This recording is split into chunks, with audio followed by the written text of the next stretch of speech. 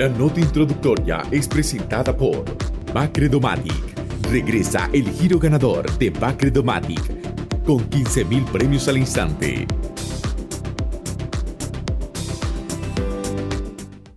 A menos de 24 horas de que el Congreso Nacional en un informe legislativo recomendara no extender el convenio que dio vida a la Maxi, el Poder Ejecutivo confirmó que analizará su contenido mientras se tejen perspectivas de posibles consecuencias jurídicas para el país. Hay que preguntarse antes de la Maxi y de las antorchas cuál lucha y qué casos teníamos. Prácticamente cero. Esa es la relevancia de extender el convenio, sostuvo en ese sentido el analista y sociólogo Eugenio Sosa. Lo que se ha hecho vale la pena seguirlo intentando y lo que no se ha podido hacer no es un problema exclusivo de la Maxi, es un problema de todo un sistema de corrupción, concluyó. De no renovarse el convenio de la Maxi con el gobierno de Honduras, muchos casos de corrupción y líneas de investigación podrían desaparecer, advirtió la exdiputada anticorrupción Fátima Mena. Yves Avillón, diputado de Libre, advierte que el cese de la misión de la OEA sería un impacto funesto para el país. Hay 20 líneas de investigación de 70 programadas y unas 400 personas bajo la lupa de autoridades, así como ONGs que manejaron cerca de 1.300 millones de lempiras. ¿Dónde están las obras que han hecho?, cuestionó. Asimismo, no existen garantías de que se investiguen denuncias de narcotráfico, concluyó ante señalamientos al titular del Ejecutivo, Juan Orlando Hernández. Omar Mengíbar, abogado penalista, señaló que con la salida en escena de la Maxi, si alguna vez hubo un requerimiento contra alguien, siempre fue contra empleados y no contra funcionarios. Es impensable que el Ministerio Público haga algo parecido a lo que ha hecho la Maxi. Sin la Maxi, Honduras volvería a la normalización de la corrupción, pero los inquieta, exhibe y mantiene pendientes a quienes no ha tocado aún, acotó. Otra consecuencia sería el asedio, desmantelamiento y cierre de la Unidad Fiscal Especial contra la Impunidad de la Corrupción UFESIC y de los juzgados anticorrupción como instancia inconstitucional cuestionada por abogados defensores que rechazan a los juzgados especiales.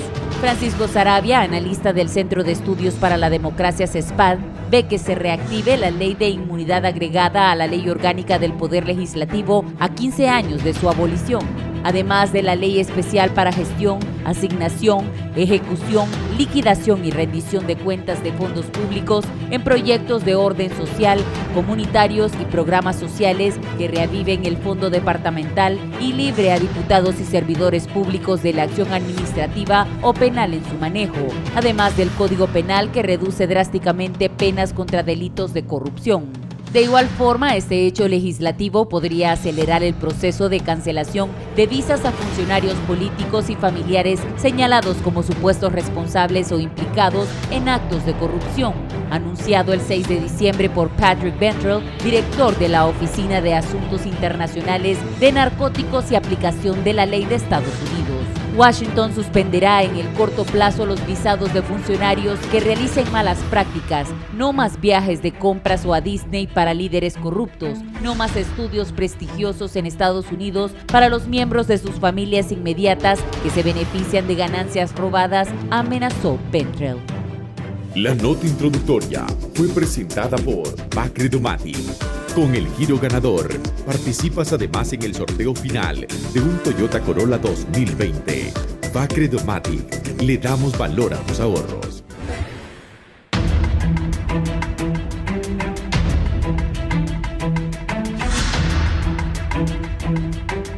Hola, ¿qué tal están, amigos televidentes? Tengan muy buenos días. Les saluda Guillermo Paz Manueles.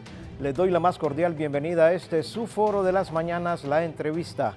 Gracias por estar con nosotros hoy jueves 12 de diciembre de 2019, aproximándonos cada día más a la Navidad, Nochebuena y desde luego al 31 de diciembre, al Año Nuevo. Muy bien, ayer debatimos todas las implicaciones, los análisis sobre este informe que emitió la Comisión Legislativa en torno a la labor de la Maxi en el país, la recomendación también que hizo al Poder Ejecutivo la Cámara de Diputados de no renovar este convenio por los hallazgos y por los argumentos en ese informe establecido, pero hoy vamos a pasar a otra etapa, siempre con el tema de la Maxi desde luego, pero vamos a hacer un análisis de cuáles podrían ser las consecuencias para el país de no ampliar la vigencia de la Maxi en Honduras. ¿Cuál podría ser el fundamento de este análisis que está haciendo la Secretaría de la Organización de Estados Americanos, OEA, en torno también a la presencia de la Maxi en el país? ¿Cuáles podrían ser los resultados de este informe? ¿Va a ser un informe técnico? ¿Va a ser un informe objetivo? Vamos a abordar con abogados este tipo de situaciones esta mañana aquí en el foro La Entrevista. Inicialmente les voy a presentar a la abogada, exdiputada y también miembro de la Coalición por la Renovación de la Maxi, Fátima Mena. Nos acompaña esta mañana aquí en la entrevista. Abogada, buenos días, gracias por estar con nosotros. Muy buenos días, licenciado Guillermo Paz Manuel. Realmente es un gusto poder estar nuevamente con usted, sobre todo compartiendo este foro con mis compañeros panelistas, ¿verdad?, de esta mañana, colegas además, y bueno, sobre todo con el pueblo hondureño, con un mensaje pues que creo que hemos visto cómo se ha apropiado, ¿verdad?, la ciudadanía de este tema de lucha contra la impunidad y la corrupción. Así que muy contenta, muy agradecida por este espacio. Muy bien, muchas gracias, abogada. Nos acompaña también la abogada Doris Imelda Madrid, abogada de los tribunales, una persona conocedora de las leyes, también ha ejercido funciones importantes dentro del engranaje público de nuestro país. Abogada, gracias por estar con nosotros esta mañana. ¿Qué tal está? Gracias, muchas gracias Paz Manuel por su invitación. Siempre muy complacida de poder participar con compañeros y amigos panelistas, juristas, muy estudiosos también dentro del Foro Nacional, y de igual forma pues compartir con la ciudadanía que nos permite entrar a sus hogares con este punto tan importante, el castigo a la impunidad y el combate a la corrupción. Es un tema de interés a los 9 millones de habitantes. Todos queremos hacerlo, lo estamos haciendo, colaboramos, pero bajo una gran égida, y es el respeto al principio de legalidad, a los derechos humanos y al Estado de Derecho en este país. Muy bien, muchas gracias, abogada. También nos acompaña el abogado Juan Carlos Berganza, con nosotros esta mañana aquí en el foro La Entrevista. Abogado, gracias por estar con nosotros. No, gracias a usted por la invitación y a todos los televidentes. Pues aquí estamos para vertir las opiniones del tema, muy importantes, por cierto, y agradeciendo de antemano pues la gentileza de su invitación. Muy bien, abogado, me quedo con usted para dar un antecedente fresco a este tema. El informe que preparó e investigó y desarrolló el Congreso Nacional con esta comisión de diputados, ¿había facultad para la Cámara de hacerlo? Sí, el Congreso Nacional puede tener, tiene las facultades y las atribuciones según la Constitución de la República de hacer los informes pertinentes, máxime si estamos hablando de poderes del Estado, ¿verdad? Estamos hablando lo que en trasfondo tiene el contexto o la funcionabilidad de lo que refiere la Maxi. Entonces, al estar involucrado el Poder Judicial y el Ministerio Público sobre el ejercicio que debe realizar la Maxi, obviamente el Congreso Nacional es un ente contralor también del Estado. Todos los poderes del Estado son entes contralores. Por eso se dice en la Constitución que son poderes que no tienen subordinación entre ellos, ¿verdad? Porque uno es la medida del otro. Por lo tanto, sí, a mi juicio, el Congreso Nacional tiene las facultades para poder realizar este tipo de informes y también tiene la facultad para hacer las sugerencias pertinentes. Obviamente, el informe a algunas partes no le gusta, a otras partes pues le satisface, porque en esto hay que tener claro, lo que se busca o lo que pretende el Congreso Nacional con esto es establecer también si se están cumpliendo a cabalidad las disposiciones que establece el convenio, y esto más importante, si se está cumpliendo con el respeto a las garantías y a los derechos fundamentales de todos los ciudadanos. Y creo que ese informe, además de que yo lo comparto plenamente porque dice muchas verdades. Es más, creo que se quedó corto, Este informe, pese a que dice algunas cosas como habla sobre la jurisdicción, habla sobre intromisión, habla sobre la infidencia de la información en respecto a algunos casos, déjeme decirle que la Maxi sí ha cometido desde el inicio errores para nosotros muy graves como ciudadanos. Y le voy a explicar por qué. Yo era una de las personas que estaba pues anuentes cuando se pedía a la CICI que viniera a un instituto como ese para que pudiera adecentar el sistema de justicia penal en el país. Pero bueno, vino la Maxi, y la Maxi, pues yo también creo, como todos pensamos que la Organización de Estados Americanos es un ente serio como la Corte Interamericana, la Comisión Interamericana, yo pensé, bueno, esta gente va a venir a hacer un trabajo noble, eficaz, para la transparencia y para el adesentamiento del sistema de justicia penal. Sin embargo, lo primero que hacen es romper uno de los principios elementales de un proceso, que es el principio de jurisdicción o el principio de unidad jurisdiccional. ¿Qué es lo primero que hace la Maxi? Pedir una jurisdicción para materia de corrupción. Eso es terrible porque eso no existe en ningún país, solo existe en Perú y solo existe en Honduras. Y ese rompimiento de la jurisdicción es una contravención a la Constitución de la República. Y le voy a explicar para que la gente pueda entenderlo de una manera más sencilla. La jurisdicción es una y es indivisible, lo que se reparte es la competencia. Correcto. Por lo tanto, si nosotros tenemos la jurisdicción penal, que conoce de los delitos y las faltas en general, esto se aplica para todo el territorio de la República, ¿verdad? A mí me causó un poquito de sinsabor el hecho de que se haya creado leyes o jurisdicciones nacionales, porque la jurisdicción penal se conoce en todo el territorio de la República. Lo que hace el legislador o la Corte Suprema es que a través de esa jurisdicción penal crea tribunales de justicia, crea juzgados y tribunales. Por ejemplo, a través de esta jurisdicción puede crear un juzgado en Comayagua, un tribunal de sentencia en Comayagua, otro en Choluteca, y lo que reparte es la competencia territorial, la competencia objetiva sobre el tema y la funcionabilidad, ¿verdad? La competencia que tiene que ver que el juzgado de letras conoce de las etapas preparatoria e intermedia, el tribunal de sentencia, el juicio oral, la Corte de Apelaciones conoce los recursos de apelación y la Sala de lo Penal conoce de los recursos de casación. ¿Qué hizo la Maxi? Pedir un tribunal a su medida. ¿Por qué?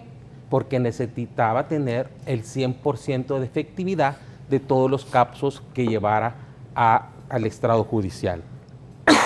Ese es el primero de las violaciones a la Constitución de la República. Y hay muchas más. Yo le podría decir, por ejemplo, que esta violación ha generado que se cree un tribunal de sentencia que no tiene independencia y no tiene imparcialidad. Aquí viene el otro principio que se violenta, que es la imparcialidad de los jueces, la independencia de los jueces. La Maxi pues creó un convenio o más bien la OEA con el Ministerio Público, donde le dan la facultad a la Maxi de escoger a sus fiscales. Además de eso, la Corte Suprema genera un protocolo que le da las facultades a la Maxi de escoger a sus jueces. Entonces tenemos una Maxi que investiga juntamente con sus fiscales que acusan, y también tiene la Maxi los jueces que han de juzgar esos casos. ¿Le llama eso a usted independencia e imparcialidad? Desde ese momento usted ya tiene pues el caso. Nosotros como procuradores que ejercemos la profesión del derecho, no vamos a ganar ni un caso ahí, porque además de que esta Maxi escoge sus jueces y sus fiscales que han de acusar y han de juzgar, se van a sentar en todas las audiencias enfrente de ellos a ver cuál es su comportamiento. Obviamente el juez que es escogido de esa manera no va a tener ningún tipo de independencia, ni mucho menos imparcialidad a la hora de dictar el fallo. Otra violación que comete la Maxi, además, es la violación al juez natural. Y yo le voy a poner un ejemplo. Yo recientemente llevé el caso de la señora Roselena Bonilla, que es un caso que se da en el año 2010-2014, supuestamente. Está el caso de Miguel Pastor, que se da también en las mismas fechas. Se viola el principio de juez natural. Y no solo es hablar de juez natural porque hay un juez o porque este juez se creó por la ley.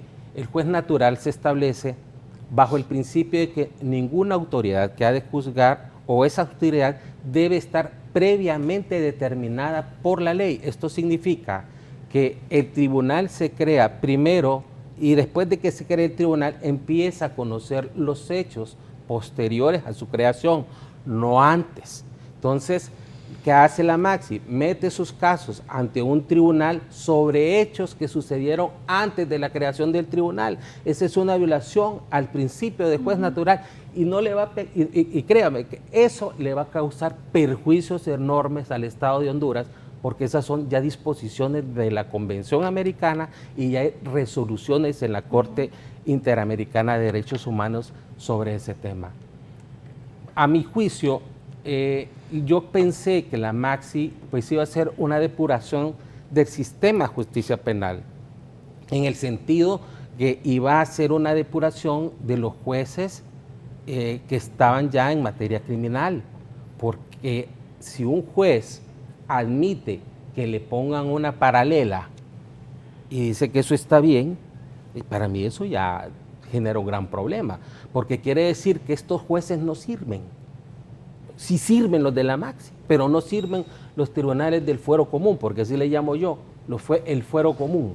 ¿Qué sucede con estos jueces? ¿Por qué no pueden conocer? Y esto más peligroso es que el día de mañana, ahorita como está en boga también el tema de la violencia contra la mujer, el tema que está en boga también el problema de las personas transgénero, etcétera, van a exigir su tribunal. Pueden poner un tribunal para delitos de femicidio. El día de mañana los empresarios van a pedir un tribunal para delitos patrimoniales. Entonces, ese fraccionamiento de la jurisdicción es terrible para un Estado democrático de derecho. Por lo tanto, a mí me parece que este convenio, de la posición del Congreso Nacional, o por lo menos de la Comisión, establecer de que no debe continuar en esa medida, creo que es acertada, porque no nos van a dar, esto al final de cuentas no está solidificando el Estado democrático de derecho, al contrario, lo ha erosionado a tal punto que todos esos casos que salen del tribunal en materia de corrupción, si no los depura muy bien la sala de lo penal, créame que en la Comisión Interamericana nos va a ir muy mal. Muy bien. Muchas gracias, abogado Berganza. Abogada Doris Imelda Madrid, según los criterios del abogado Berganza, la Maxi se apartó bastante de este convenio original. En vez de ser una misión de acompañamiento, quiso suplantar la institucionalidad jurídica del país.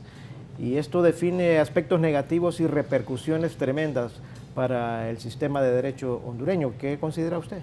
Bueno, comparto totalmente lo que ha hablado el abogado Berganza, e incluso son acciones judiciales que no solamente él, sino que varios abogados hemos interpuesto, porque para nosotros se creó una jurisdicción que son los famosos tribunales de excepción, lo que prohíbe totalmente nuestra Constitución de la República.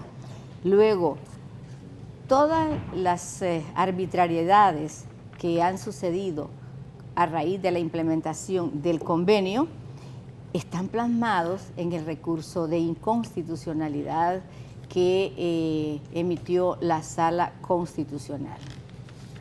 Definitivamente los abogados bastante preocupados por lo que es la legalidad y el Estado de Derecho en Honduras, se interpuso este recurso de inconstitucionalidad, el cual muy claramente habla y dice cuáles son los elementos y contenidos del convenio que chocan con la Constitución de la República, y manda ese recurso de inconstitucionalidad, manda a que se adecúe el convenio precisamente por ese tipo de violaciones. Luego tenemos lo que es la Convención de Viena, y claramente también habla cuando un tratado es violentado y cuando un tratado fracasa. y tenemos ahí en su artículo 60 lo que es la terminación de un tratado, ¿verdad?, en la aplicación como consecuencia de su violación. Y la violación al tratado no lo decimos nosotros por decirlo, como dicen en el argot popular y también los que hablan sobre el tema, y es que si no estás con el tratado, estás con la corrupción. No es así, y ni debe también pensarse así. Todos los hondureños estamos dispuestos a lo que es el castigo de la impunidad, y el no castigo a la impunidad es lo que suma y se da el fenómeno de la corrupción. Yo veo que en el camino todo el mundo habla de corrupción, pero ¿qué es corrupción? ¿Qué es? Definitivamente, ¿qué es? ¿Cuál es el concepto? Entonces, se tergiversa todo el contenido y luego las atribuciones que MASIC se subroga y suplanta a instituciones del Estado, como suplantar al mismo Ministerio Público, y luego sus autoridades superiores han sido muy permisibles a esta suplantación. Y esta suplantación son órganos que tienen reserva constitucional, como el mismo Ministerio Público, Procuraduría General de la República, la misma Comisión Nacional de Banca y Seguros les ha hecho observaciones, y en el informe que enviaron al Congreso Nacional, la Comisión Nacional de Banca y Seguros, lo dice, y dice por qué MASIC ha violentado las normativas que ha suscrito. Y luego también un poder del Estado, como ser el Poder Judicial, a través de la Sala Constitucional, como último intérprete de la Constitución de la República, lo está diciendo, lo dice y manda a readecuar. Y lo mismo le dice al Ministerio Público sobre los acuerdos que el Ministerio Público creó para formar UFESIC y para formar el protocolo de selección de fiscales, investigadores dentro de este tema. El abogado Berganza lo ha explicado muy bien, en donde lo que es esta visión se convierte en juez y parte, y hasta tener un tribunal hecho a su medida. Es imposible que un juez que está tomando decisiones en un caso, en cualquiera de los casos que se le plantee, si ha sido seleccionado por este órgano, vaya a fallarle a este órgano. Y luego nosotros, como defensores, y luego los imputados, al estar la presencia de MASIC, y todavía cuando le dice el juez al secretario, por favor, señor secretario, verifique la asistencia de las partes. El secretario dice cuáles son las asistencias de las partes. Y dentro de las asistencias de las partes dice MASIC. Realmente, mire, yo soy una abogada que tengo 31 años de estar en los tribunales de justicia, y cuando el secretario dice que las partes están presentes y que MASIC está presente, sí, realmente me duele y me siento ofendida, porque no es parte. Ya nuestro estamento jurídico dice cuáles son las partes, y luego tenemos requerimientos fiscales nosotros en la mano, y dice Ministerio Público representado por, y después dice con acompañamiento de MASIC. Tiene esas atribuciones jurisdiccionales. MASIC en el convenio no las tiene. No las tiene, pero se las ha subrogado. Y eso definitivamente es lesivo a nuestro Estado de Derecho. Yo creo que Berganza también lo ha visto, y nosotros nos sentimos realmente ofendidos por el irrespeto a lo que es nuestro estamento jurídico. Luego de eso vemos también, no hay una novedad en cuanto a la presentación de los requerimientos fiscales. Yo debo decir con suficiente valentía que el Ministerio Público tiene muy buenos fiscales. Como hay fiscales que también han descuidado su quehacer, pero hay muy buenos fiscales y no teníamos mejor suceso antes de Masic que después de Masic. Lo que tenemos con Masic ahora es un populismo fiscal. Y ese populismo fiscal lo que llega es a que transgreden el convenio porque le manda que debe manejarse las investigaciones, debe manejarse todo el tema de justicia penal bajo el respeto a lo que son los derechos humanos de los imputados. El 275 del Código Procesal Penal también lo manda, pero eso no es lo que sucede. Luego, Masic propicia lo que es la apología del odio. A todos los casos les pone nombre y dice, esta es Arca Abierta, esta es la caja chica de la dama, esta es Pandora, esta es narcopolítico. ¿Es que acaso un imputado no tiene imagen?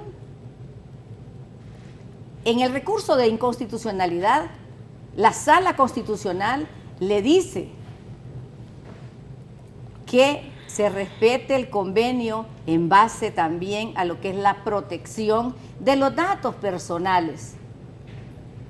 ¿Y cuáles son los datos personales? Imagen, honor, intimidad, derecho al respeto a su vida privada. Y eso definitivamente la misma Masic lo propicia. Y eso no debe ser. Vienen y hacen el populismo en el sentido de que los casos van a la luz pública. Y también ha habido miembros de Masic que se van a hacer antesala ante el juez para que les dé la orden de captura, cuando son delitos que perfectamente puede citarse al imputado si es que no se da cuenta. Pero pueblo chiquito, infierno grande. Aquí nos damos cuenta de todo, porque todas las investigaciones salen y van a los medios de comunicación. ¿Quién las filtra a los medios de comunicación? ¿Quién tiene programada X investigación? Las tiene programadas Masic, UFESIC y Ministerio Público. Y ahí es donde viene el tema de la publicidad, de lo que están haciendo. Y ¿por qué no se le permite al imputado que se presente? El imputado se presenta voluntariamente, pero tenemos que dar una gran ronda escondiéndonos para poderlo presentar y que no lo capturen, porque ya UFESIC, Masic, ATIC tienen cercada su vivienda, la de sus familiares más cercanos, para poder capturarlo y poderlo presentar a los tribunales. Lo vemos últimamente con el caso del alcalde de Choloma, para después venir a audiencia de diputados, medidas cautelares y con todo el show que realmente se hizo. Eso violenta la dignidad de todos los seres humanos que de una forma u otra son sometidos a la justicia penal. Sé que hace rato me quiere cortar la inspiración, pero me invitó a participar y hablar de lo que realmente estamos sufriendo en el tema de la justicia penal con el acompañamiento de Masic. Honduras es nuestra, sí. Aún tiempo, con sus problemas, claro, es nuestra, sí, y debemos respetarla. Claro que sí, abogada. Va a tener tiempo suficiente para seguir definiendo sus posturas, desde luego. Muy bien, abogada Fátima Mena, usted ha escuchado a los abogados que la antecedieron. Se habla de un populismo fiscal, de una apología al odio, de una suplantación y abrogación de funciones por parte de la Maxi que no le competen, una violación al convenio original y prácticamente establecer un sistema propio de impartición de justicia alterno al que ya está instituido en la Constitución de la República. Quisiera empezar por, se hizo una pregunta, ¿qué es corrupción? Para mí corrupción es el abuso del poder, o que puede ser poder en el ejercicio o encomendado, para un beneficio privado. Todos los casos UFESIC Maxi son casos de alto impacto que vinculan directamente a una élite política económica corrupta que jamás la justicia le había alcanzado, precisamente porque se da este acompañamiento activo. Para mí, este modelo sí es novedoso y sí ha sido productivo. Hay un estudio que se hizo que Arne, CESPAD lo socializó, el estudio no lo hizo CESPAD, sino que dio un espacio a donde se hablaban sobre la comparación de estos modelos. En Honduras se instala por demanda de la ciudadanía, que al final el soberano es el pueblo, y el pueblo dice, ya no aguantamos a esta élite política económica corrupta. Necesitamos tomar medidas extraordinarias porque evidentemente el sistema de justicia está colapsado. Entonces se escribe un convenio, que es el convenio de la MASI, que tengo aquí. El convenio de la MASI lo suscribe el presidente de la República en el 2016, en ese momento, Juan Orlando Hernández, y por parte de la OEA, la Secretaría General, el secretario general Luis Almagro. El convenio tiene 16 cláusulas o artículos, que cada una tiene diferentes numerales y literales. Son estos artículos, estos 16 artículos con diferentes divisiones, este es el convenio internacional de la MAXI, al cual la abogada Doris hacía mención, que obviamente debe suscribirse a diferentes convenios y tratados internacionales en función de su implementación y ejercicio. Entonces, aquí se dice de que se vino a violentar el debido proceso, el principio de unidad de jurisdicción, como lo señalaba mi colega el abogado Berganza, tema que yo no coincido. Es una práctica, o ha sido una práctica en las últimas décadas probablemente, que entendiendo que hay temas me gusta la palabra que utiliza Juan Carlos, que el fuero común dentro de los juzgados no puede atender porque son delitos o son acciones que requieren una atención especialísima. Por ejemplo, no podemos desconocer el problema de maras y pandillas que existe en el país. Entonces se crea el fuero los juzgados anticorrupción o antiextorsión, perdón. Luego el tema de crimen organizado, el narcotráfico, entonces hay un juzgado de jurisdicción nacional, que cuando hay estos delitos de alto impacto, ¿a dónde van? Vemos que soy de San Pedro y ahí veo yo cuando los vienen y los traen y llegan camionetas con carros blindados, porque entendemos que hay una necesidad de cuidar y atender precisamente a estos casos. Entonces, esta práctica no la viene o no la impone MASI. Estos eran jurisdicciones creadas por el Estado a través del Congreso Nacional, o sea, que estas jurisdicciones no las crea MASI, no las impuso MASI. Era una práctica que ya había en el país y que el convenio, en su artículo 3, a donde habla sobre la división de prevención y combate a la corrupción, el Ejecutivo, es decir, el Presidente de la República, el Congreso Nacional, en abril del 2016, ratifica el contenido y bueno, hasta la Corte declara constitucional cada uno de estos artículos y dice que parte del trabajo que va a realizar es asesorar técnicamente, supervisar y evaluar y colaborar activamente con grupos de jueces que conocen causas anticorrupción, fiscales, investigadores y especialistas forenses del Ministerio Público, por delegación del fiscal general. Entonces, estos juzgados esta jurisdicción anticorrupción la creó el Congreso Nacional de la República. No es un invento de Masi. No está extralimitándose en función de lo que el convenio le otorga, porque es una facultad que ya la dice. Además, no es Maxi la que aprobó esta jurisdicción. Aparte de esto, es importante señalar de que al momento de dar los acompañamientos activos, las decisiones las sigue tomando el fiscal general o el Ministerio Público al crear la unidad especial como es la UFESIC. Si nosotros vemos el organigrama del Ministerio Público, la UFESIC pertenece al Ministerio Público. El presupuesto, entendemos que la MASI apoya porque, bueno, hemos sido, creo que todos aquí en algún momento, operadores de justicia y entendemos la situación muchas veces de calamidad que se encuentran los diferentes fiscales, jueces y operadores.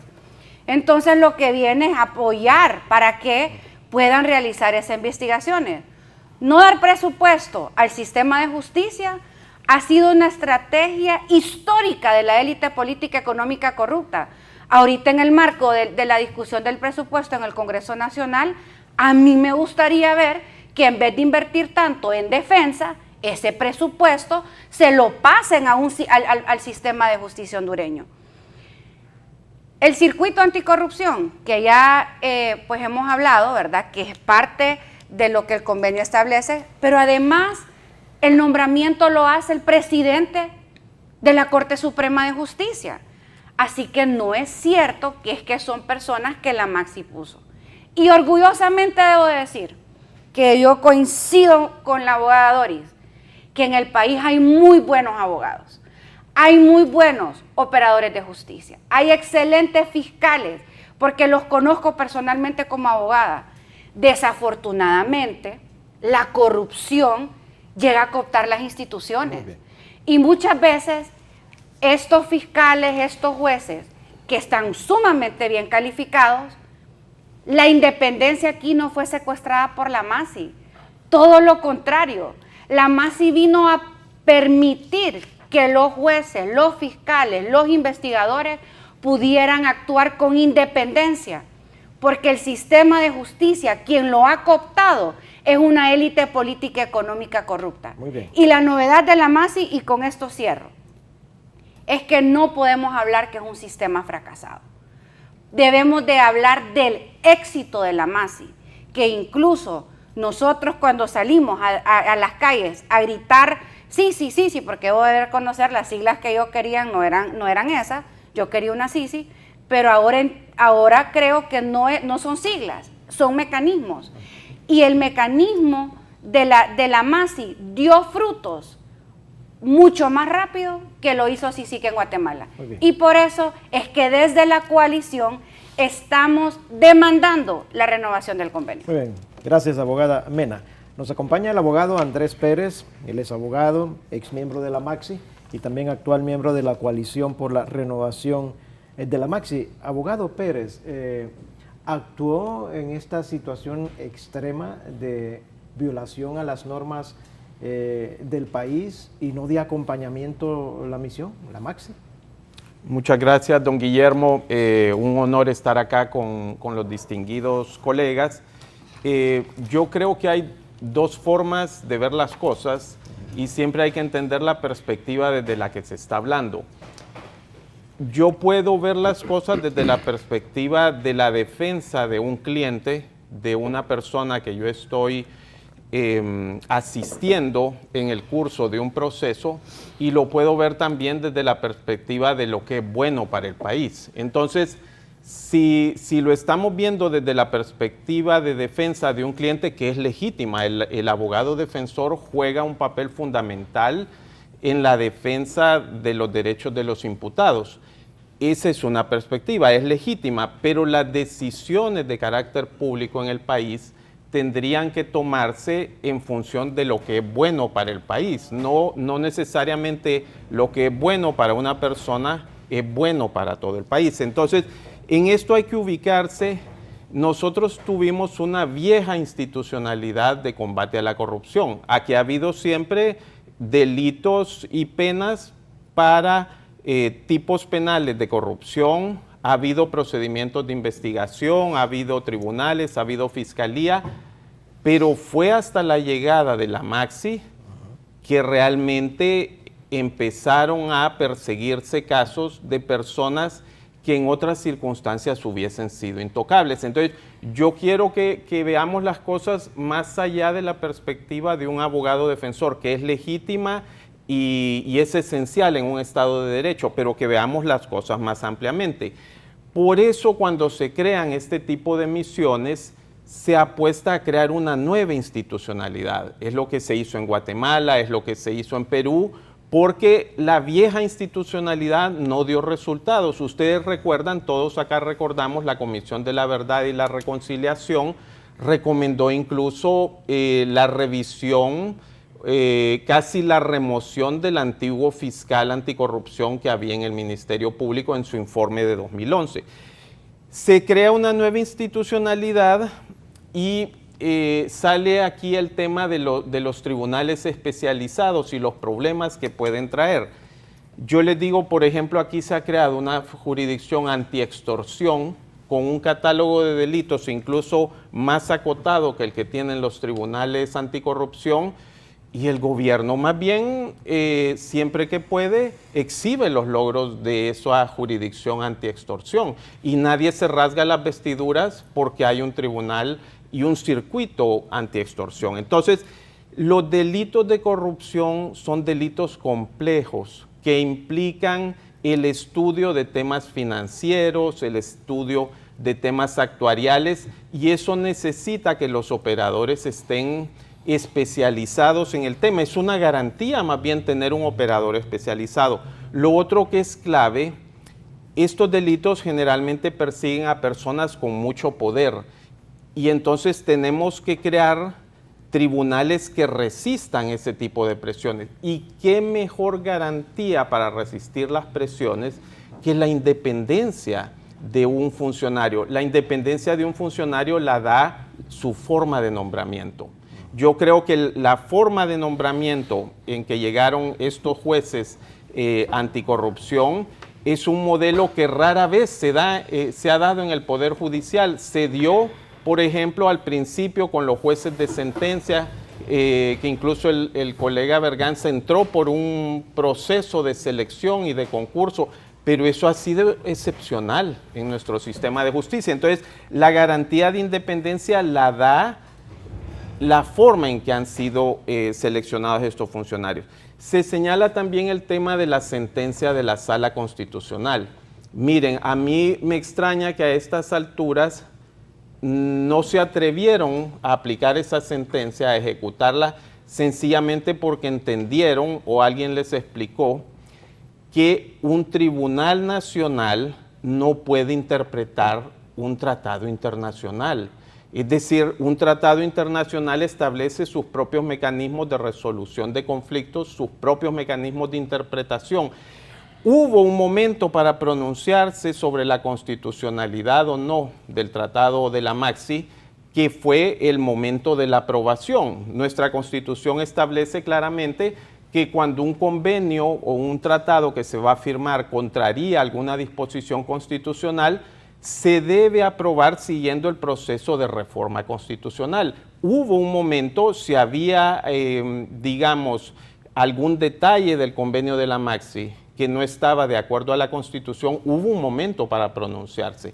Pero ahora pretender, cuando la Sala pretende interpretar un convenio que tiene sus propios mecanismos, pues alguien les debe haber dicho, hey, no sigan por ese camino porque Honduras puede incurrir en responsabilidad internacional al no cumplir una obligación que ha pactado.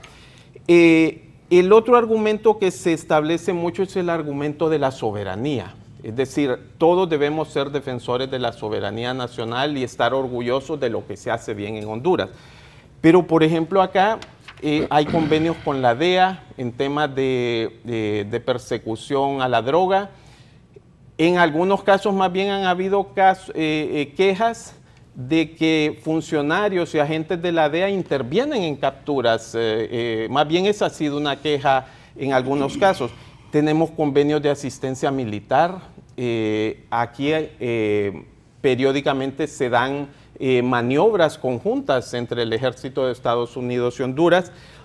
Incluso, si ustedes revisan las leyes de promoción de inversiones del país, por ejemplo, las leyes de alianzas público-privadas, la ley de promoción de inversiones, hay artículos específicos que para atraer inversionistas señalan que Honduras renuncia a que las controversias se resuelvan en los tribunales nacionales y que puedan ser tratados por árbitros internacionales o por otras jurisdicciones. Entonces, el tema de la soberanía tiene que ver con que el Estado acepte esas condiciones. Hoy en día países tan poderosos como Francia, como Alemania, países de la Unión Europea, están aplicando tratados que alguien podría decir lesionan la soberanía, pero no la lesionan porque el Estado lo ha autorizado. El problema sería que alguien desde el ámbito internacional interviniera en nuestro país sin autorización, pero en este caso se trata de un tratado, se trata de un convenio en que lo pidió el Estado de Honduras. Si ustedes revisan la cronología de cómo se funda la MAXI, ustedes ven que el presidente de la República escribió al secretario general de la OEA, escribió también al secretario general de la ONU pidiendo una misión, que el canciller Corrales viajó a Washington a pedir la misión. Entonces, este es un convenio que ha sido pedido y aceptado por el gobierno de Honduras. Muy bien, gracias, abogado Pérez. Vamos a hacer una breve pausa comercial. Cuando regresemos yo le voy a consultar al abogado Berganza, a la abogada Imelda Madrid, qué piensan ellos de lo que han dicho tanto Fátima Mena como el abogado Pérez. ¿Será que las mismas falencias, las debilidades del sistema de impartición de justicia de Honduras, del sistema de derecho que nos acompaña en el país, obligó a crear esta nueva institucionalidad que, como en Guatemala acompañó una SISI y dio resultados, han dicho aquí los abogados? ¿Será posible que estas falencias obligaron a la MAXI a actuar de esta manera para hacer más efectiva la misión en la persecución y en las investigaciones que estaba desarrollando, sin que violentara desde luego la institucionalidad ya plenamente definida en Honduras?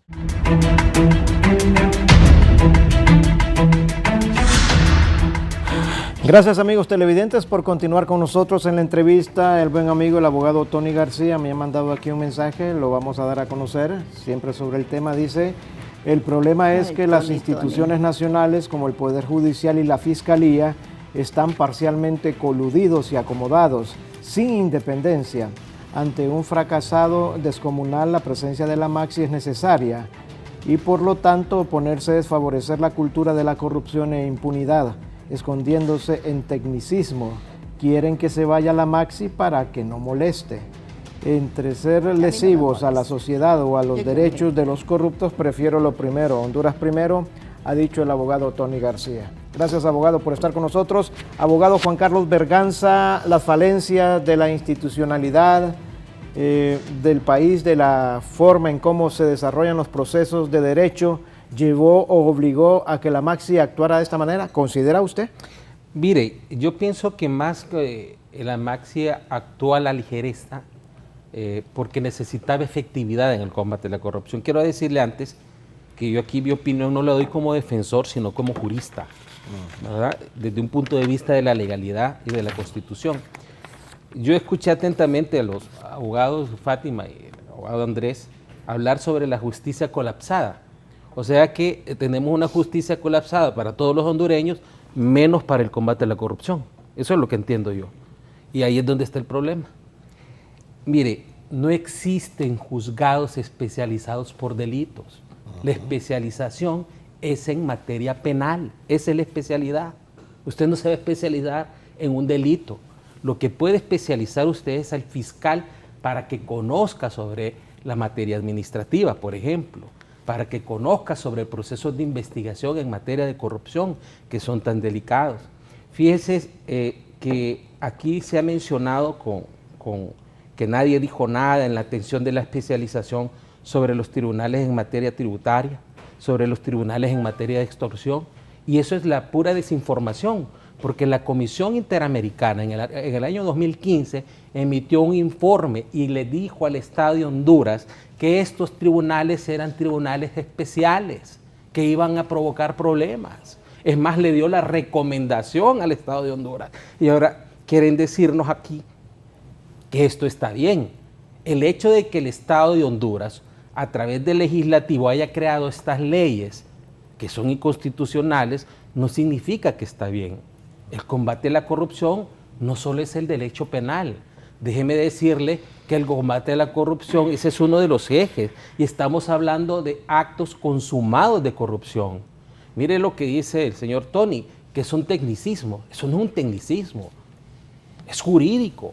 El principio de legalidad constitucional, el principio de la primacía de la Constitución de la República no son tecnicismos. Todos los ciudadanos vamos a perecer con este tipo de actitudes. Fíjense que estaba oyendo yo decir acá, por ejemplo, que era necesario porque los delitos son complejos, y es que entonces no tenemos una teoría general del delito. Eso no es de complejidad.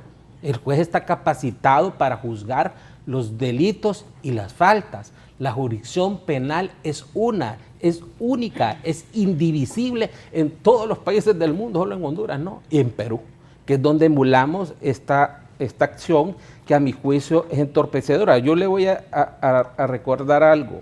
Mire que en los años 70, en los años 80, a finales de los 70, un tratadista alemán, Gunther Jacobs, anunciaba este tipo de cuestiones para combatir la criminalidad. ¿Cómo lo hacía? Diciendo de que había que eliminar ciertas garantías, había que aumentar las penas y habría que crear algunas violaciones, digámoslo así, al principio del debido proceso, y a eso se le llamó el derecho penal del enemigo. Entonces, convertimos al Estado de Honduras en un Estado delincuente para poder alcanzar lo que nosotros queremos, que es el combate a la corrupción por medio del derecho penal. El derecho penal, si nosotros lo asemejamos a la cantidad de muertos que ha existido en este país por la violencia, entonces usted póngame en ese parangón, si el 97% de homicidios están en impunidad, ¿verdad? Entonces a mí me parece que aquí no estamos tomando en cuenta los principios elementales de la Constitución. La política y la justicia no pueden mezclarse, y este es el problema. Cuando tenemos abogados que están en la política y hacen una opinión política, no jurídica. Aquí yo le estoy haciendo una postura jurídica. Esto es desastroso, crear tribunales en materia de corrupción. Eso no lo va a ver en ningún lado. Si estas posturas vienen de los organismos cooperantes, estas posturas de países amigos que cooperan con Honduras, nos imponen estas leyes que ellos no cumplen. Y lo voy a poner, el delito de lavado de activos. Aquí nos llenamos la boca que vale 15 a 20 años de reclusión para una persona, cuando allá en Estados Unidos le ponen 2, por cantidades más grandes. Entonces, ¿cuál es el derecho comparado que tenemos aquí? Ahorita empezaron, entre Guatemala, Honduras y El Salvador, a imponernos los juicios virtuales.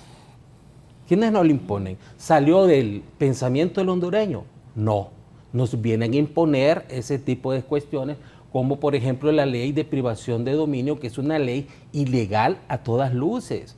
¿Cómo es posible que un señor que gana su juicio le dicen que está absuelto del delito que le están cometiendo, y ahora, como no pudo ganar el Ministerio Público, agarra la ley de privación de dominio para quitarle sus bienes? ¿No le parece eso absurdo? Yo creo que aquí nosotros debemos ponernos, en eso estamos de acuerdo, y en eso sí comparto con todos los colegas, tenemos un sistema colapsado, eso es cierto, pero entonces arreglemos el sistema, no erosionemos más el Estado democrático de derecho que nosotros tenemos, porque crear este tipo de sistemas especializados, que no son especializados, son especiales, son tribunales ad hoc, lo prohíbe la Constitución, no lo digo yo, lo dice la ley, lo ha dicho la Comisión Interamericana de Derechos Humanos en el informe 2015, yo les sugiero que lo lean. Ahí les establece que un tribunal establecido en un batallón es ilegal. Y ahí lo tenemos. Pregúntele al abogado, y nosotros no estamos hablando aquí como defensor, estamos hablando como juristas. Es una cosa distinta. Como defensor yo ataco en un juicio. Pero aquí estamos hablando de principios elementales. Principio de unidad jurisdiccional se puede levantar según la Constitución de la República. No solo porque a un ideólogo vino y se le ocurrió crear tribunales anticorrupción es que se van a crear. Es que la ley no lo permite.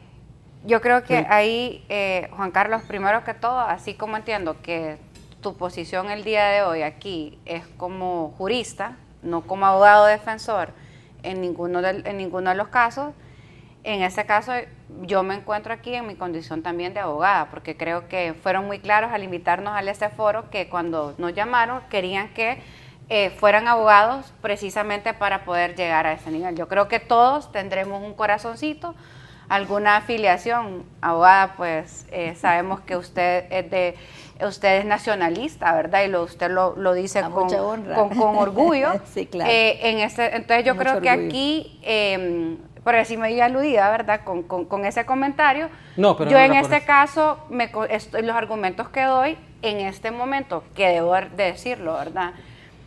Yo soy creé y participé, fundadora, ¿verdad?, en el Partido Anticorrupción, porque creo que realmente este es un problema, pero además soy abogada y entiendo la complejidad que tiene el sistema de justicia. Es más, decidí dar el paso político por la frustración y creo que en algún momento extrapasivo hemos comentado, la frustración que día con día vivimos los abogados en este país, porque estudiar derecho, estudiar leyes en un país a donde no se aplican las leyes, obviamente, pues genera mucha frustración.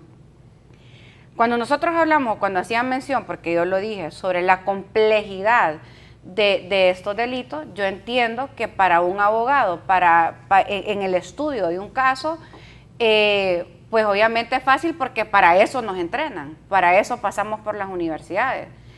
El problema es que hay una cosa entre las normas y cómo las razonamos y la aplicación. La justicia, que no solamente son los juzgados o no solamente es el juez, sino que detrás de la justicia también son los procesos de selección y elección de estos jueces, cómo construimos una carrera judicial. Reconozcamos que es una de las grandes deficiencias que tiene el sistema de justicia, que dieron unos pasos. Recuerdo cuando entró en vigencia el nuevo Código Penal, que se trató Código Procesal Penal, para que se pudieran especializar los jueces, y me acuerdo que eran por méritos, ¿verdad? De repente, pues la clase política llegó a cooptar nuevamente la institucionalidad. El Ministerio Público, conceptualmente, cuando se crea el Ministerio Público, estamos creando una nueva institución para un Estado, para una república. Son las instituciones que una república requiere.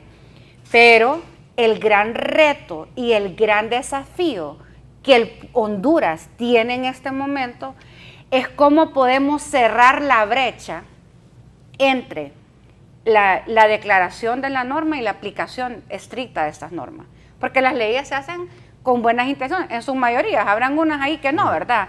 Pero que son de blindaje más que todo. Pero en esencial, cuando uno va a legislar o cuando se legisla, muchas veces las normas son lindas, o sea, vienen a trabajar en la construcción del desarrollo supuestamente, pero en la aplicación está el problema. Y en materia de corrupción, ¿cuáles son los delitos? Son delitos contra la administración pública. Este tipo de delitos, como volviendo un poco al concepto de corrupción, es el abuso del poder. Y el problema en Honduras es que el abuso del poder se da precisamente por una élite política económica corrupta, que están en los diferentes espacios de la administración pública, tanto centralizados como descentralizados. Y por eso es que se vuelve tan difícil poder llegar a ellos. Porque ese mismo poder lo que le genera es un blindaje, es una caparazón que es impenetrable. Y no es lo mismo la justicia para el vecino, para nuestros vecinos de barrio, de colonia, que para un alto funcionario, para un ministro, para esas personas que se colocan en puestos claves. Muy bien. Y ahí es a donde está la complejidad. ¿Y por dónde debemos arrancar?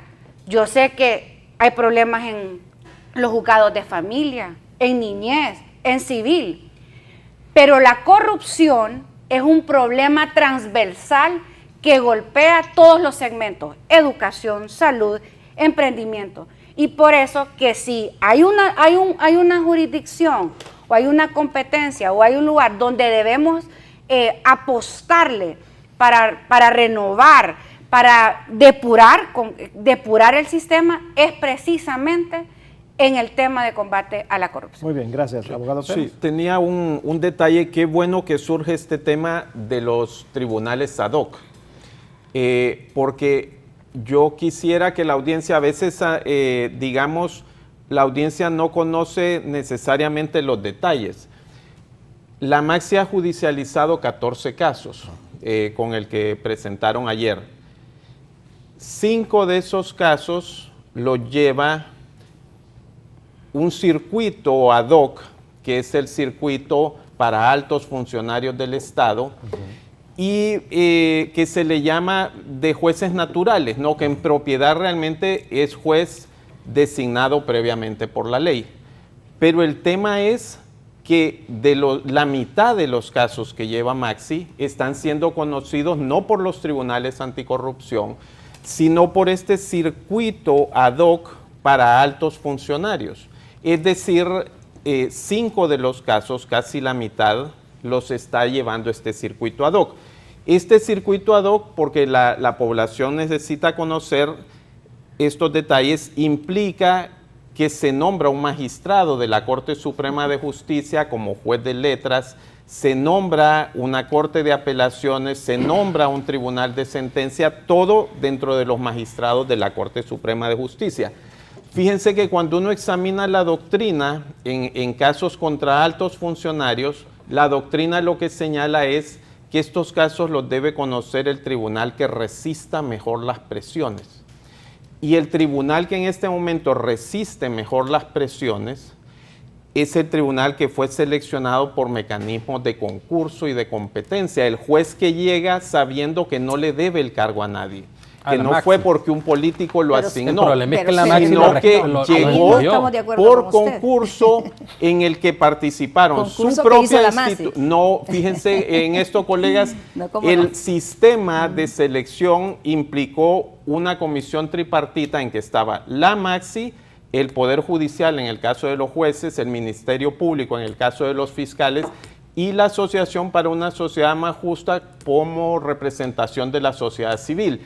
Estas comisiones, luego de seguir riguroso concurso, proponían listas al fiscal general de la República y al presidente del Poder Judicial, que son los que nombraron en acuerdo. Es decir, la Maxi no hizo ningún acto de nombramiento de jueces. Entonces, lo que quiero señalar acá es que este circuito especial se ha de alguna manera sincronizado con las reformas a las leyes. Es decir, si ustedes ven, por ejemplo, en el primer caso, el caso Pacto para usted entonces. Pero solo me permite terminar. Para usted? El caso, por ejemplo, el primer caso, Red de Diputados. La reforma a la ley de presupuesto que permitió que la magistrada pudiera archivar las diligencias mientras el Tribunal Superior de Cuentas investigaba de acuerdo a esa reforma, se dio en una audiencia inicial que duró casi 2 semanas. Es decir, es una audiencia inicial que se pospuso y el timing para entrar con la reforma fue perfecto porque entró antes de que ella pudiera dar entonces, su ¿por dictamen. qué la defensa de la Red de Diputados apela a esa decisión de la juez? Bueno, porque... Si fuese como usted dice, como usted dice, que la reforma se hizo para permear la resolución de la juez, la posible resolución de la juez, entonces la defensa no hubiese interpuesto recurso pero de eso es apelación. sumamente Yo le señalo subjetivo. dos casos más, porque no solo es el de Red de Diputados. En el caso Pero es que está hablando del caso. Yo le estoy Pandora, por haciendo ejemplo. una pregunta puntual. ¿Qué es el principio de unidad jurisdiccional para usted? Si la jurisdicción es indivisible, ¿por qué la dividen? En el caso Entrevistando ahora a Pandora, Juan en el Carlos. caso... No, es que si Solo estamos quiero hablando, terminar la idea, de derecho, por no favor. estamos hablando de casos. En el caso Pandora, por ejemplo, UFESIC tenía un recurso hacía 8 meses y entra precisamente la ley de ejecución de programas sociales exactamente cuando estaba pendiente ese recurso. Igual, en el caso Red de Diputados, entra una reforma a la ley orgánica del Poder Legislativo para señalar que los diputados no son responsables civil, penal o administrativamente en el marco de la función legislativa. Es decir, el circuito de altos funcionarios ha funcionado acorde con el bloqueo legislativo. Y eso es un tema que hay que tenerlo claro. Ahí lo voy a corregir, porque no fue en el marco de la función legislativa. Ese caso es un tema de rendición de cuentas y no de función legislativa. Ahí sí lo corrijo y definitivamente porque cuando entra el que está hablando de red de diputados. ¿El de pacto de impunidad? El de red de, no, estamos hablando de, usted trajo el caso de red de diputados. El de red de diputados, cuando salió la reforma a las disposiciones del presupuesto. Entonces, pero ese es un tema que se estaba vinculando en el caso de red de diputados, pero el contenido del expediente de rendición de cuentas.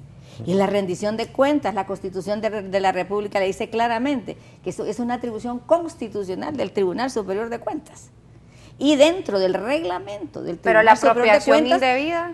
No, y ese es otro punto. Es del Ministerio Público. No, pero no confundamos. Porque el monopolio de la acción penal en el país no hay que confundir. No confunda los delitos, porque entonces si entra en un tema de confusión de los delitos, ahí se sale de un área a otra área, ¿verdad? Entonces, lo que hablaba mi amigo Andrés, y es que da a entender, o me corrige por favor, da a entender de que la resolución, que la reforma a las disposiciones del presupuesto fueron dirigidas precisamente para hacer un beneficio a ese caso. Coincidieron, al menos en tiempo muy extrañamente. Dice usted coincidieron extrañamente, entonces coincidieron extrañamente que la defensa tampoco lo aceptó, porque la defensa apeló. Pero es ¿Por que qué? Y la defensa apela precisamente yéndose a la Constitución de la República, al tema de rendición de cuentas, que es competencia del Tribunal Superior de Cuentas, ¿verdad? Que aquí ya nos metimos a un tema de delitos, y sí, yo creo que hace un poquito falta hay una diferencia entre rendir cuentas y otra cosa es hacer uso indebido de esos dineros. Sí. Y yo creo que ahí, yo no sé, y me gustaría conocer su opinión. Lo que pasa, porque Fátima, en el marco es de la impunidad, eso no es una forma de, pensando como el derecho administrativo como y el derecho penal, ambos entendiendo son autónomos. que es tanto el dinero que se roba y que hay un defecto efectivo. Coincidimos que hay un defecto en el sistema que debemos identificar. Okay. Ahí estamos de acuerdo. Y en eso es lo que les decía yo al principio. Yo pensaba que la Maxi venía a ser una depuración en el sistema de justicia penal en general. Y eso es lo que está haciendo. El abogado Andrés está hablando de circuito ad hoc cuando es alto funcionario, pero le dice ad hoc cuando se trata del tribunal en materia de corrupción. A mí me parece un absurdo pensar que la jurisdicción es indivisible. En ningún país del mundo la jurisdicción, lo que se reparte es la competencia. Por eso yo empecé a hablarles de la jurisdicción y del principio de exclusividad del derecho. Esta jurisdicción, Guillermo, para los altos funcionarios, en su mayoría son miembros de la Corte Suprema de Justicia, ¿verdad? Correcto. Yo recuerdo, tuve no sé si es la oportunidad, digamos, ¿verdad?, de estar en el proceso para la selección y elección de los miembros de la Corte Suprema de Justicia. Ojalá que hubiera existido algún tipo de criterio mínimo que utilizó el Ministerio Público, el Poder Judicial, la Maxi y y ASJ para elegir a los magistrados de la Corte Suprema de Justicia. Recuerdo muy bien, estábamos en una discusión y de repente miro que entran unos diputados con un montón de papeles y yo hasta me sentí mal. Yo digo, pucha, yo lo que traigo aquí es una tablita de análisis y estos diputados vienen con todas las hojas de vida de los magistrados o los postulantes en su momento, ¿verdad? Y sacan la hoja y las tiran en la mesa de discusión, y lo que empiezan a sacar eran, yo no sé cómo le dicen, son como cuadernillos de votación de los procesos internos de los partidos.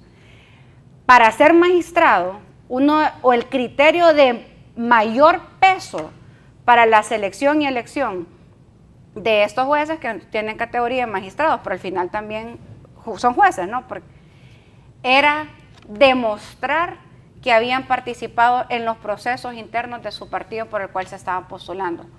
Porque ser independiente o no tener partido, no tener afiliación, es decir, la verdad yo no, prácticamente se convertía en un pecado para un proceso de esto. Entonces ahí es a donde tener una afiliación no es allo que pero no debe ser un requisito. No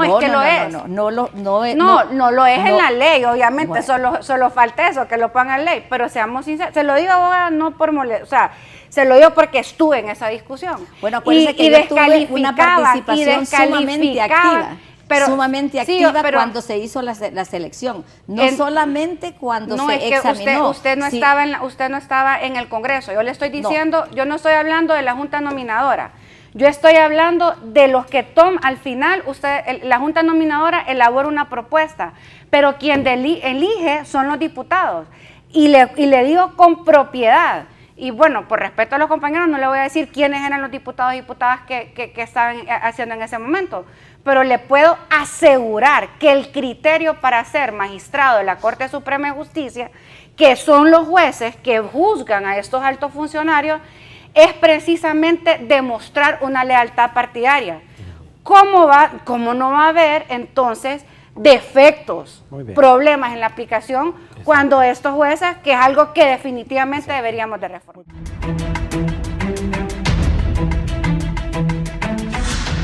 Gracias, amigos televidentes, por continuar con nosotros. Estamos ya en la etapa final del foro de esta mañana, conclusiones y algunas argumentaciones ahí. Yo quiero preguntarle a mis invitados de esta mañana y que me hagan un análisis rápido también. Se ha dicho que es potestad del Poder Ejecutivo ampliar o no ampliar la vigencia de la presencia de la Maxi en Honduras. ¿Cuándo se está a la espera de que la Secretaría de la Organización de Estados Americanos, OEA, concluya también un informe sobre los logros y las actuaciones de la Maxi en el país? Quiero iniciar con el abogado Juan Carlos Berganza. Bueno, de hecho la convención así lo establece, ¿no? Que solo hay que mandar una nota, y además si hay que cancelar, lo dice que debe ser 60 días antes. Por lo tanto, es el Ejecutivo el que al final va a tomar la decisión sobre este aspecto, pero independientemente de que la Maxi se quede o no, porque yo no es que esté en desacuerdo con la Maxi, estoy en desacuerdo con las atrocidades que hacen contra la Constitución de la República, porque yo sí soy hondureño, yo sí tengo dignidad, y como hondureños creo que nosotros debemos resolver nuestros problemas y debemos depurar el sistema de justicia penal, debido de que no podemos decir que un tribunal en materia de recursos está bien y los demás tribunales están mal, porque están colapsados. Eso me parece un error. Creo que debemos solidificar más bien el Estado democrático de derecho, haciendo una depuración de jueces y de fiscales, porque, mire, tenemos problemas tremendos en el sistema de justicia que no se lo merecen los hondureños. Por lo tanto, creo que independientemente que la Maxi esté o no esté, somos nosotros los hondureños. Nosotros no tenemos que depender de ningún extranjero para solucionar nuestros problemas. Muy bien, gracias, abogado Berganza. Abogada Doris Imelda Madrid. Tres puntitos así de forma puntual. para Fátima, que decía que los artículos 3 del convenio son funciones que definitivamente son declaradas inconstitucionales. A eso yo la invito a leer bien profundamente el considerando 21, y claramente ahí le dice, los mismos artículos que usted mencionó, 3 del convenio, dice que los mismos no se adecúan a la Constitución de la República. Lo dice esto, no, estoy con mi participación. No he dicho nada. No he dicho nada. No dije nada, solo le estoy viendo. Ya me preocupa, Fátima, entonces. Pero tampoco quiero preocuparla. Claro. Entonces, el tema también de lo que es la posición de un defensor y la posición de nosotros como juristas hondureños. Queremos lo mejor para Honduras, queremos realmente el combate a la corrupción y también el castigo a la impunidad. Masic, o como se llame, o como le quieran llamar, tiene una gran deuda con el pueblo hondureño. Tiene dentro de su convenio las líneas de acción, son 4. Y a medias ha cumplido 1. 3 no los ha cumplido.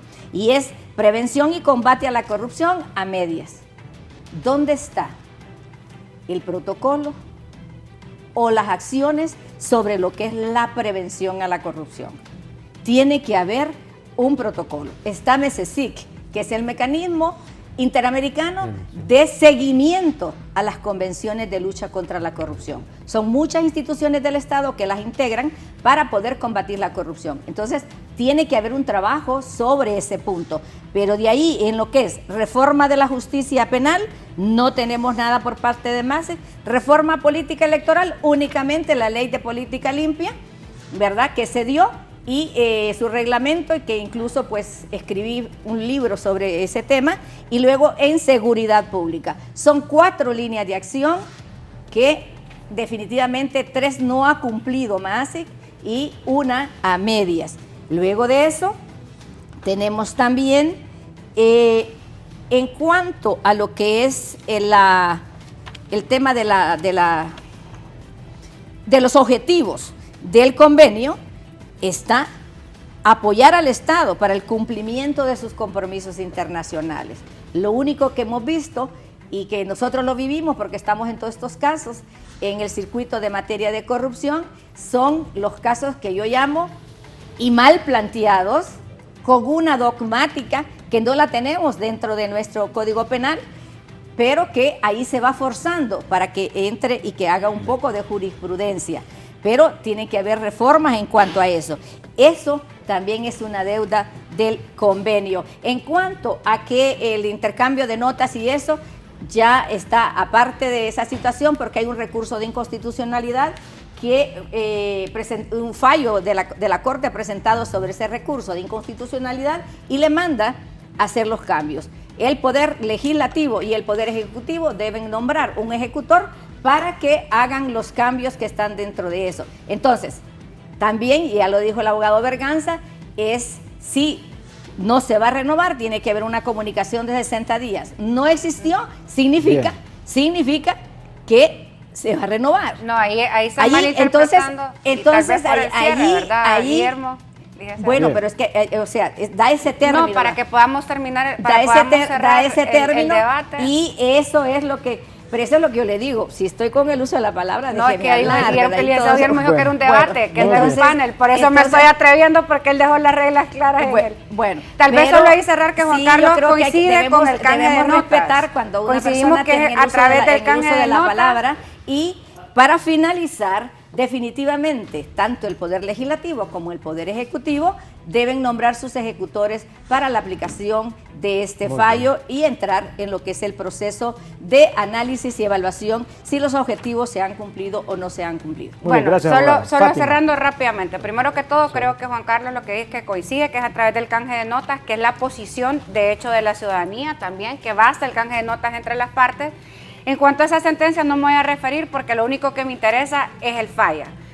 En el fallo ahí establece 3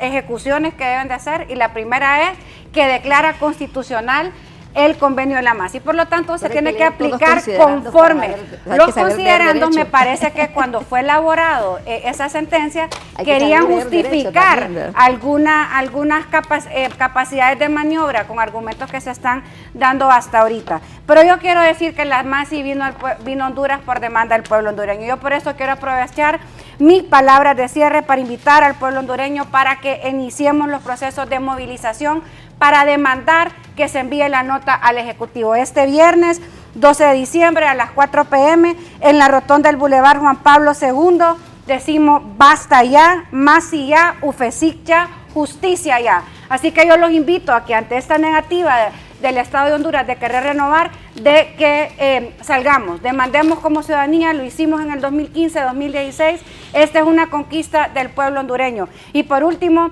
me informan, abogada Doris, que el motivo por el cual apeló la defensa del caso de Red de Diputados era porque ellos estaban pidiendo un sobreseimiento definitivo y el que otorgó fue un provisional. Y ese es el motivo Gracias, de la abogada. apelación. Abogado Pero Andrés le han Pérez. informado mal porque no quiero es así. ser muy breve en mi cierre y quiero hablarle a los hondureños. Esta es la última oportunidad que tiene nuestra generación de combatir efectivamente la corrupción. Esta es la última oportunidad en que la comunidad internacional nos va a apoyar para una lucha de combate a la corrupción. No la desaprovechemos.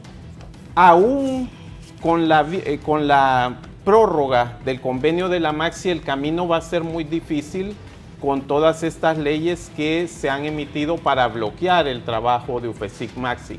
Pero yo les aseguro una cosa, si la MACI no permanece en el país, esta nueva arquitectura institucional que se ha creado y que ha probado ser efectiva, no va a poder continuar. No desaprovechemos, hondureños y hondureñas, esta última oportunidad que tiene nuestra generación para combatir efectivamente la corrupción.